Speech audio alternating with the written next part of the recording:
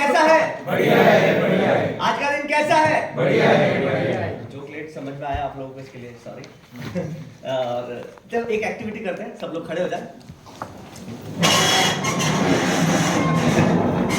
जिंदगी जीने में मजा आ रहा है। जिंदगी जीने में मजा आ रहा है। जिंदगी जीने में मजा आ रहा है। इसी के बैठने में मजा आ रहा है।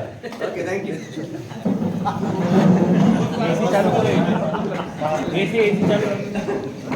ओके, सो आप लोगों से एक क्वेश्चन है कि कोई भी बिजनेस शुरू होता है इनोवेशन से। इनोवेशन का बिजनेस में बहुत बड़ा रोल है। इनोवेशन ना होते तो कोई भी सर्विस, कोई भी बिजनेस, कोई भी खड़ा नहीं हो पाता। आप में से कौन बताएगा कि इनोवेशन क्या है? अपनी डेफिनेशन में जो भी आप जानते हैं, कोई अगर बताना चाहे इनोवेशन। यस, इनोवेशन का मतलब है आविष्कार, खोज करना। खोज करना। ओके, थैंक यू, आपने हिंदी में बता दिया। तो ओके, इनोवेशन का जैसे इन्होंने बताया कि आविष्कार करना, खोज करना, और जब भी हम कोई चीज इनोवेट करते हैं तो बिजनेस शुरू होता है। लेकिन आज मैं आपको एक नया शब्द इंट्रोड्यूस करूंगा और वो है डिसरप्टिव इनोवेशन।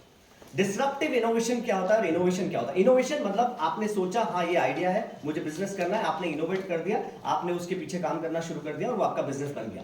बट आज की डेट में, आज की इस कंपटीशन की दौड़ में डिसरप्टिव इनोवेशन चल रहा है। डिसरप्टिव इनोवेशन होता है कि आपका कोई ऐसा इनोवेशन, जो इनोवेशन क्या होता है, जो नए मार्केट को कैप्चर करे, नई वैल्यू क्रिएट करे। लेकिन डिसरप्टिव इनोवेशन वो होता है जो नए मार्केट को तो कैप्चर करे, लेकिन जो एग्जिस्टिंग मार्केट को धराशायी कर दे, नष्ट कर दे। आजकल जो नए आइडियाज आ रहे हैं वो पुराने मार्केट को खत्म कर देते हैं। फॉर एग्जांपल ओला उबर, जिसने खत्म कर दिया, जब लोग टैक्सी वालों की जो मनमानी होती थी, इतने दे दो, पता ही नहीं चलता था कितने किलोमीटर का कितने पैसे ले रहे हैं। लेकिन आज लोग फिंगर टिप पे ओला बुक करते हैं, 5 मिनट में आपके दरवाजे पे गाड़ी आती है और आप एक सही दाम में, जिसमें आपको कंफर्म होता है कि आप एक कंपनी को पे कर रहे हैं। उसने एक मार्केट को खत्म कर दिया। व्हाट्सएप ने मैसेज इंडस्ट्री को खत्म कर दिया। आज कोई भी मैसेज नहीं करता है, हम सब लोग व्हाट्सएप पर आ गए हैं। तो एक डिसरप्टिव इनोवेशन मतलब आपने कोई ऐसा डेवलप कर दिया अपनी इंडस्ट्री के अंदर जिसने एग्जिस्टिंग मार्केट को धराशायी कर दिया, खत्म कर दिया। For example Netflix. बहुत मुश्किल हो गया है बड़े बड़े स्टार को थिएटर तक लेकर के आना। आजकल कोई भी कॉमेडी, रोमांटिक कोई मूवी होती है जिसमें एक्शंस या अवतार जैसी फिल्म नहीं है, 3D नहीं है, लोग थिएटर तक जाते नहीं है।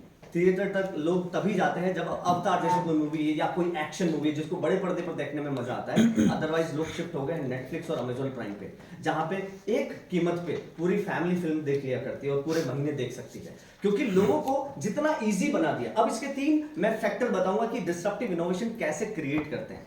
अब नेटफ्लिक्स क्यों चल गया? क्योंकि लोग जाते थे मॉल में, गाड़ी पार्क करते थे, पार्किंग का पे करते थे, फिर वो जाते थे, सीट पे बैठते थे और वहां पे 400-500 रुपए का पॉपकॉर्न खरीदते थे। उनके टाइम पे सुसु करने जाओ, उनके टाइम पे पॉपकॉर्न खाओ और थिएटर में बैठो और उनके टाइम पे, उनके शो के टाइम पे फिल्म देखो और बाहर आओ। तो बहुत सारा टाइम, एनर्जी कंज्यूम हो जाता था और शायद एक मूवी के अंदर 2000-2500 रुपए का आपका खर्चा हो जाता। Depends upon number of members, कितने फैमिली में आप लोग मूवी देखने गए। लेकिन नेटफ्लिक्स पे आप अपने टाइम पे, आप ऑफिस से 10 बजे आए हैं, आप 11 बजे फिल्म देख सकते हैं। आप अपने टाइम पे, आपने आधी आज देखी, आप आधी कल देख सकते हैं। जितना सिंपल कर देते हैं, जितना कन्वीनियंट कर देते हैं, जितना अफोर्डेबल कर देते हैं, वो डिस्ट्रप्टिव इनोवेशन हो जाता है। और उस वजह से लोग थिएटर में जाना बंद हो गए। बहुत मुश्किल लग रही है बड़े बड़े स्टार्स को कि लोग थिएटर तक आ जाएं, लेकिन वो मुश्किल हो गया है। तो डिस्ट्रप्टिव इनोवेशन का मतलब, जैसे एयरबीएनबी जो होटल वगैरह बुकिंग होती है, आजकल सब लोग ऑनलाइन होटल बुक करके ही बाहर घूमने जाते हैं। सब कुछ ऑनलाइन हो गया है, जिसने खत्म कर दिया है एग्जिस्टिंग मार्केट को। तो डिसरप्टिव इनोवेशन के 3 फैक्टर्स बताता हूं, जिससे, जो मैंने अभी बताया है कि जिससे आप अपने फील्ड के अंदर, अब उसके लिए क्या जरूरत है? सबसे पहले उसको सिंपल कर दो। ओला उबर ने इतना सिंपल कर दिया, बिल्कुल ट्रिकी नहीं है। एक ऐप डाउनलोड करो, पिकअप लोकेशन डालो, ड्रॉप लोकेशन डालो और आपके सामने ऑटो चाहिए, कैब चाहिए, क्या चाहिए, टैक्सी चाहिए, प्राइम चाहिए, आपको मर्सिडीज चाहिए, कौन सी चाहिए आप चूज करो और आपके सामने दरवाजे पे गाड़ी आ जाएगी। Simple, convenient. कन्वीनियंट मतलब एक फिंगर टिप पे आ गया, आपके मोबाइल में आ गया। और ऐसा नहीं है कि ये सिर्फ एप्पल फोन में आएगा या सिर्फ 20,000 से ऊपर वाले फोन में आएगा, ये हर स्मार्टफोन में आ जाता है। And affordable, it's completely affordable. जो एग्जिस्टिंग मार्केट में जो प्राइस चल रहा था उससे कम प्राइस में अगर वो प्रोवाइड कर रहे हैं, उससे अच्छी सर्विस वो प्रोवाइड कर रहे हैं, तो सिंपल, कन्वीनियंट, SC और A जिसको मैं बोलता हूं, सिंपल, कन्वीनियंट एंड अफोर्डेबल। तो आपको अपने बिजनेस के अंदर देखो, अभी क्या होता है कि पता ही नहीं चलता कि कब कौन आपको आके धराशायी कर देगा। जियो लॉन्च हुआ था आई बिलीव 5 सितंबर 2016 को। अब ऐसा नहीं है कि 5 सितंबर 2016 को अंबानी उठे, आज कुछ लॉन्च कर देता हूं यार, चलो अनाउंस कर देता हूं जियो, ऐसा नहीं हुआ, राइट? उन्होंने 5 साल पहले शायद उसकी तैयारी चल रही होगी, और शायद उससे भी ज्यादा।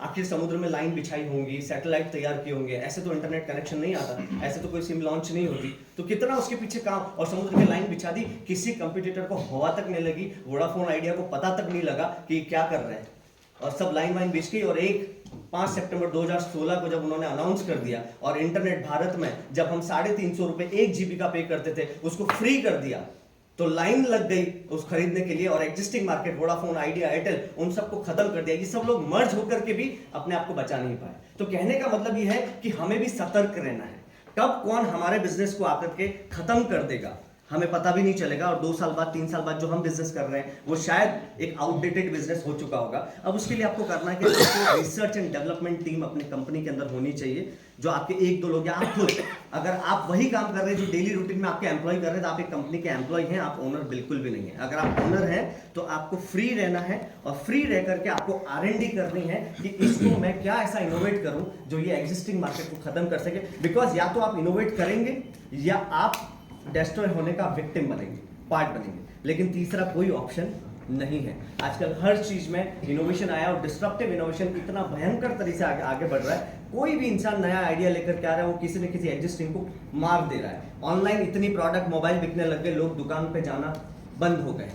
आज एक दुकान खरीदो तो 1.5-2 करोड़ की दुकान आती है, डिपेंड अपॉन लोकेशन, और उसमें 1.5-2 करोड़ का माल भरो, और इसके बाद वर्कर रखो, और इसके बाद 5-6 साल तक उस दुकान पे काम करो, ताकि जो आपने पैसा लगाया वो वसूल हो, और इसके बाद प्रॉफिट आप कर पाओगे। लेकिन डिस्ट्रप्टिव इनोवेशंस, ऑनलाइन एक वेबसाइट बना दी और ऑनलाइन वहां पे लोग आ गए, marketing, branding, research and development, इन सब चीजों में आपको इन्वेस्ट करना जरूरी है। अगर हम ये चीज नहीं कर पाए तो डेफिनेटली कहीं ना कहीं, कभी ना कभी हम डिस्ट्रप्टिव इनोवेशन का हम शिकार हो जाएंगे। तो अपने बिजनेस में R&D डिपार्टमेंट, R&D टीम, और सोचते रहिए कि किस तरह से हम इनोवेट कर सकते हैं, इसको किस तरह से थोड़ा सा मॉडिफाई करके आगे बढ़ सकते हैं, किस तरह से हम सब्सक्रिप्शन बेस्ड बिजनेस में जा सकते हैं। जैसे नेटफ्लिक्स सब्सक्रिप्शन बेस्ड बिजनेस है, आज बिलियंस ऑफ यूजर्स हैं नेटफ्लिक्स के अंदर, जो मंथली उनको पे करते हैं, तो उनको हर बार नई सेल्स के लिए भागना नहीं पड़ता है, राइट? तो उनको किस तरह से आपके बिजनेस में आप क्या कर सकते हैं वो आपको सोचना होगा, जिससे ये जो डिस्ट्रप्टिव इनोवेशन जो चल रहा है अभी बहुत तेजी से जो चल रहा है,